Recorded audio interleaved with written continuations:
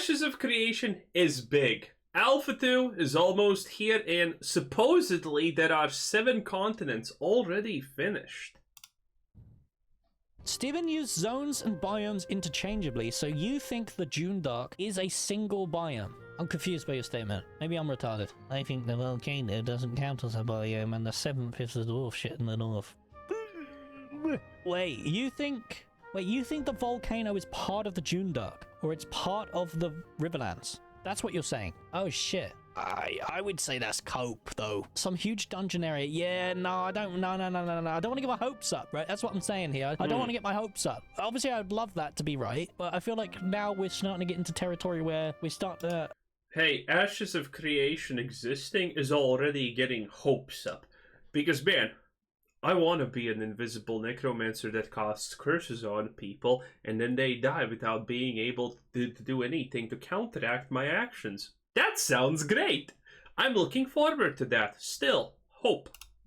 Overshoot our expectations. Although them showing the concept art alongside the Riverlands concept art, it does make sense if they were one big old biome, because he was saying things like how the volcano erupts and it's an event that happens in the Riverlands and then it spreads to the Riverlands. It does add up. Yeah, so it would make sense that the volcano is part of the Riverlands. Also, by the way, this is nothing new, this is nothing strange. You can have one biome, one zone, where a part of that zone is significantly more different than another part of the zone. It's not uncommon. as you guys know, we have many biomes in Ashes of Creation. But one of the things we're playing with, that kind of ties into a little bit maybe of the weather system, but I guess it's not just a weather system, right? It's like even an event system, like ash coming out of a volcano, impacting the local biome with this kind of ash, material layer or whatever that exists on, terrain or foliage actors and stuff like that. Just to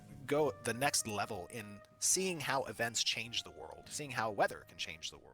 I don't want to believe it. I don't want to believe it. I don't want to get my hopes up. I'm depressed. I'm depressed enough as it is. Hey, what up, boys? Editing Narc here. So once again, whilst reviewing this video and looking through clips for references, I actually discovered something I need to apologize for, because it turns out I was completely wrong about a previous assumption. This does relate to the current topic about the volcano and Dune Dark being classed as one whole biome. However, it's more directly related to a statement Steven made on the Discord a while back, claiming the team had commented officially about how many biomes were planned for the launch of Alpha 2. In this video up in the top corner here, I stated that they hadn't done this, and even implied that it was a little white lie for hype's sake. However, it turns out way back in the past, in 2022, they actually did, and I'll show you that clip right now. Yeah, so this is going to be one of the primary biomes. I believe there's 8 that are scheduled for for Alpha 1. Alpha 2, I'm sorry. I said Alpha. Yeah, Alpha 2. And the Riverlands is going to be a big portion of that. Therefore, from 2022 to 2024, the team have likely pivoted from this original 8 planned biomes, and I'd like to just encourage you... Wait, 8? I always started 7, or did they finish 7? That's the claim. I'm not sure. But I thought it's 7 biomes. Well, one more biome. That sounds honestly pretty good in my honest opinion. So, I'm not gonna complain. Well, to watch that previous speculation video about this as it goes into... Ah, yes, also there's a video. 7 biomes completed. Huh, I thought that's all the biomes, but man, this is supposed to be huge. Now, do 7 biomes being completed matter? Absolutely not.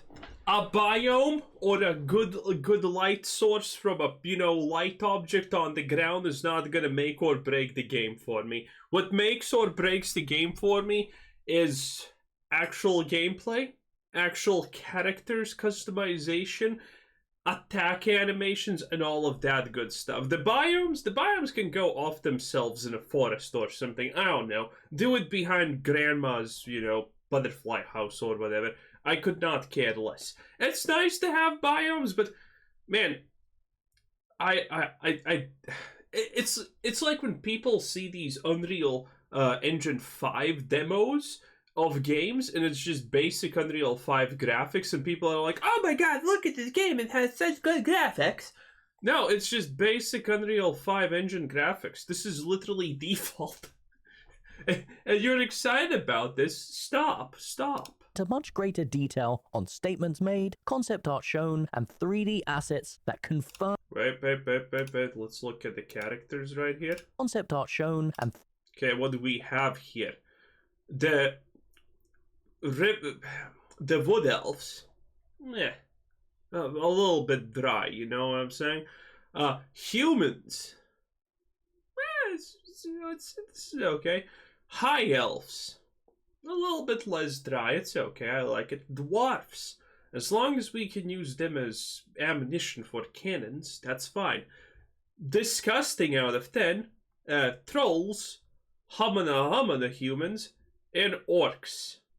Which are gay if you play them. Oh, I'm in front of the orcs. There you go. If you play an orc, I have serious questions. 3D assets that confirm the existence of some of these biomes. Thank you. Rogue is already confirmed to exist. Let me prove it to you. Nice. This part. Some sneak peeks of that already from the Assassin in previous stream, and You've already seen sneak peeks of that from the Assassin in a previous stream. And the Assassin is the Rogue. So it's the pure Rogue class. We also know the Rogue's confirmed too for the Alpha 2 because Steven said so. That's decent attack animation.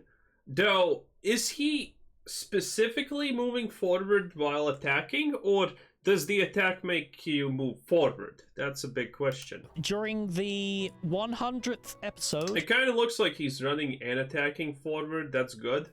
of the Theory Forge. Because I absolutely hate anything that makes you move specifically forward and attacking. Now, there are exceptions, obviously, but when everything makes you move in the direction when you cast it, that's where things start to crumble. I think they're wondering about Rogue too, but I think we were expecting Rogue for Alpha 1, so Rogue is again, scheduled to also be at the start of Alpha 2 as well. Here's my Nice. thought process, right? Surely the one mechanic that they want to get feedback for is the Rogue stealth. So you'd think that they would want to show the Rogue early. Yeah, that is important. Bro, that is so important, in fact.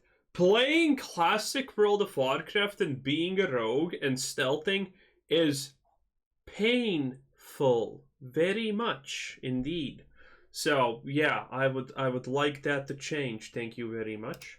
And then maybe iterate on the Rogue after that feedback's given. Because isn't the Rogue's stealth mechanics going to be quite unique in the fact that when they're stealthed, well, we don't even know, do we? Show us dual wield! Surely they're saving dual wield for Rogue, though, right? Listen to a theory that I've got. Probably. Perhaps the reason why they're not mentioning Rogue and they're not even alluding to the Rogue, maybe it's because they plan to save the Rogue for their very final pre-Alpha 2 showcase. And the Rogue is going to show off the best of the best, what they've got set up combat-wise. So it's going to be things. Well, to be fair, the rogue combat needs to be good. Not because I'm a rogue player and enthusiast, but that heavily implies and changes my decision making. Just because it needs to feel different. If a rogue even remotely feels close to a clunky dual-wield loser, I mean, I'm gonna go and kill a village or something, you know? That orphanage down the road, it's on fire, boys, trust me. It's not gonna be pretty. Like showing us a dungeon. And if there's no orphanage down the road, I'll make an orphanage, get an emotional attachment to all the children there, and then set them on a blaze. Because that's how bad I will feel about dual-wield specialization not feeling good, okay? The Tower of Carfin, it will show the rogue with dual wield. It'll be a female Renkai, and it. Oh, you see this? We need to change this. We need to.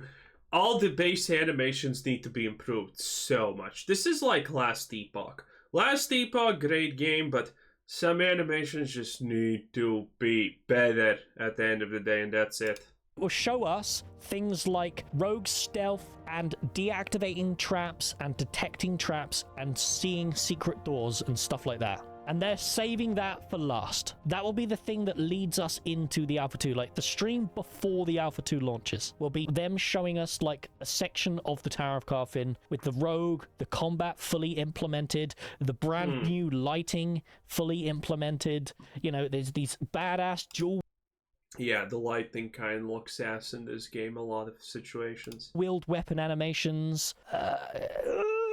That's got This looks almost like... This is the corruption thing. This is almost like New World, and when you make a game, and it's even remotely in the direction of New World, stop.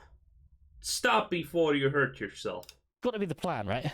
There are millions of accounts, maybe 300k Alpha 2 keys. I think it's more likely 200k Alpha 2 keys. In your opinion, there will be the same 30 servers from the beginning that will last forever. Will there be server wipes as well? There will definitely be server wipes, yes. Here's something that you have to take in mind when considering the Alpha 2. The Alpha 2, they've always told us that the Alpha 2 is going to be a true alpha. That means bugs, that means stalling, that means servers might die. Servers might literally crash and die. Chunks of the world may literally get deleted for some reason, right? This, they've told us right from the very get-go that Alpha 2 is going to be a true alpha. So if you're looking at games like, for example, New World, where they released their beta, and the beta was basically their fully released game, and they used the beta as And it was shit. Okay, no, this is not good, okay? Do not compare any game to New World unless you want to be severely disappointed. a marketing push rather than to test anything. Ashes of Creation's alpha is not going to be like that. It's going to be nothing like that. It's going to be fucked up. And probably for the first few... I'm sorry, did you not play New World? That game is still fucked up, okay? It's been years and it's still... Okay, well, it's better than what was in the start, because in the start it was just the most broken shit ever. You could inject the pictures into chat and brick people's computers. You could be invulnerable just by crouching down. It was a shit show. Now it's a dead shit show, but you know, it was worse at the start. few weeks, it's going to be completely fucked up. The queues are probably going to be 10 hours long. We'll get into the game and then you'll instantly disconnect and then go back into a 10-hour queue. That's probably what the Alpha 2 experience is going to be like for the first few days. And you guys need to, like, expect that. Oh, God. Do you think I need to, like, set up a bunch of videos? Maybe readjusting people's expectations. Like, what to expect. As we lead into the Alpha 2, I should release a few videos just explaining, like, you know, it's not going to be what you think it's going to be, guys. Do you think I should do it closer to Alpha 2? So then, like, when people are, like, just getting into it, and then I can use a bunch of clips from the devs themselves, so they're saying it out of their own mouths, rather than some bold motherfucker saying it. The problem is, the reason why I'm excited to see the Renkai is because I'm more excited to get my hands on the female Renkai in the character creator, because I want to see what color their skin can be. Their skin color is so important. I'm not really a fan of green orcs. You know, call me racist, but whatever, man. I'm not really a fan of green orcs. I like my orcs to be black. Black like rotting flesh. No, black like a black rock orc. You know, like this. WoW black rock orc. What the fuck is that? I've got my face over it. There you go. What's wrong with the WoW community? Holy shit. It's from Fur Affinity, too. Some black rock babe. Holy fuck me. But this is what I wanted to show you. Ash-colored skin with orange eyes. Ooh. Okay. I'm sorry, but there's no race in WoW that's hotter than that. TLDR, my orc in Ashes of Creation, it's gonna be as dark and grey as I can get her skin with bright orange eyes. His skin, probably. And if I can, dreadlocks that are in a bun. And then the bun will, and then the dreadlocks will be hanging out from the back. And hopefully it has like really good hair physics. And big old titties. Yeah. Big old titties, skinny waist, big thick thighs, muscle slider turned up to the max. Oh man. I can't wait. And the thing is, she's gonna look badass as fuck, but she's gonna be a cleric. I think I've decided on a cleric. Cleric, 2 axes or 2 katanas, using medium like a transmog. Sheesh. I'm concerned why the WoW community has a fetish with fat black rock chicks. Yeah, WoW is a furry game. I mean, true. Yeah, I mean, that is true. Pretty true, yeah. Retail is a special place in hell. Yeah, that's true. Well, that's gonna be your bard. Do you think we should be able to get, like, fat characters? I mean, I think that looks badass. I think there should be fat characters. I think you can make, like, a big old, you know, characters should be able to look like Thor. from God of War. I think that's cool as fuck. A Renkai bard with drums? Okay, it just sounds spogged, doesn't it? Just let us in, Steven. What's up? You scared? Let us in! Let us play! I want to play, man. Right, okay, I've got feedback for this one. Actually, it's not so much feedback, it's more of a question. Why does this part not trigger 8 frames ago? Why is the big flash delayed by so much? Why isn't the flash happening the moment? Why do most characters when running look stupid? Why do most people carrying hammers look like they're carrying a spaghetti noodle? Those are questions that really need to be answered. You're like that. These animations are even half decent, by the way, in my opinion. Again, they need work. There is no such thing as an MMO or any game that has survived the test of time, but that has a bad basic animation attack and a bad movement animation. It should, if a game has that, it just dies. A week and it's dead. No one's playing it because everyone has left for some stupid reason, and that's the reason, and no one knows that. This needs to never happen. Why isn't the flash? Wait, let me see if I can Photoshop this.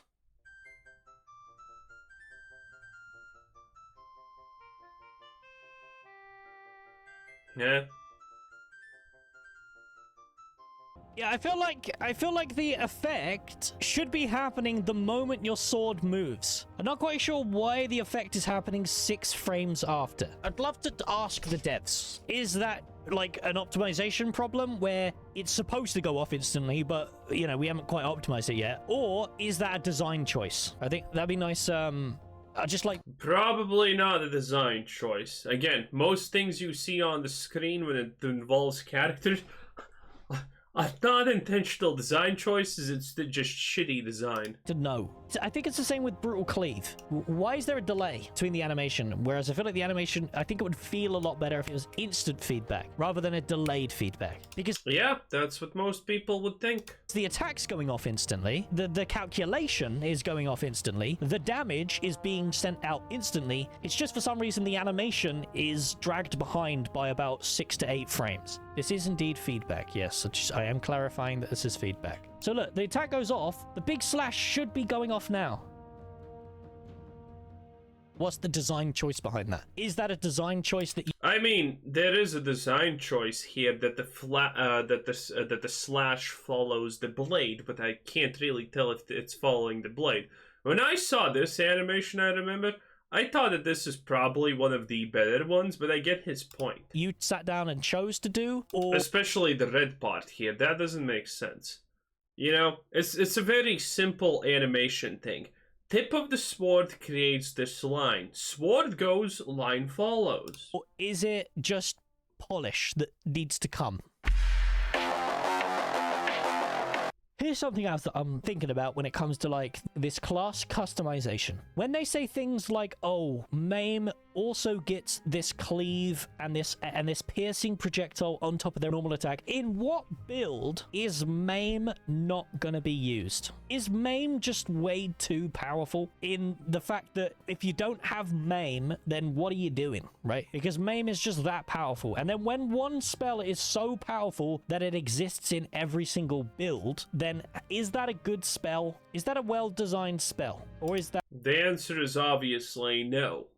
When you have multi-classes, and every single player uses one thing, that means that thing is fundamentally absolutely broken. Just overpowered, right? So I'm wondering, like, how are they going to give us... And there is never an excuse for any other reply to this. Options where things become more of a choice, rather than a mandatory spell that you have to take. If you don't spend at least 3 points in maxing out Maim, then you're just playing the game, bro. To me, at least, that feels like something's gone wrong there. the reason why I say it is because maim double hits. It double hits, and both hits are cleaves. So what, you know, it's a spell that double hits. You know, it's hitting for weapon damage ×2 minimum. That's not even taking in any like extra modifiers into account. One mandatory spell is fine, yeah, but we've also got a second mandatory spell, which is Overpower, and then Overpower interacts with Battle Cleave. So now we've got 3 mandatory spells that the warrior has to have. Now we've also got. Yeah, that's not good. That is bad design. Again, mandatory things should not exist in any game. Blood Rage. Well, you know, skill-wise. And no, you shouldn't have something that everyone wants.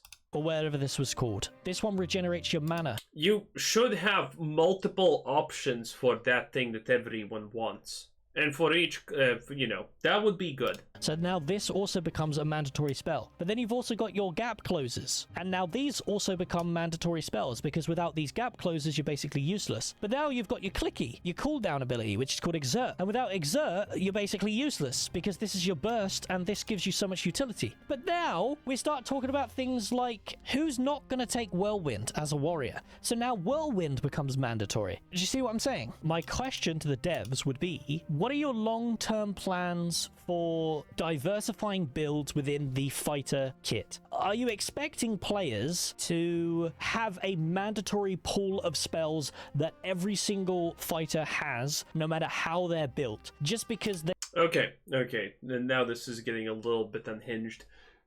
There are always going to be spells that a class always uses, okay? It is impossible, fundamentally impossible, to make a skill be equal to another skill.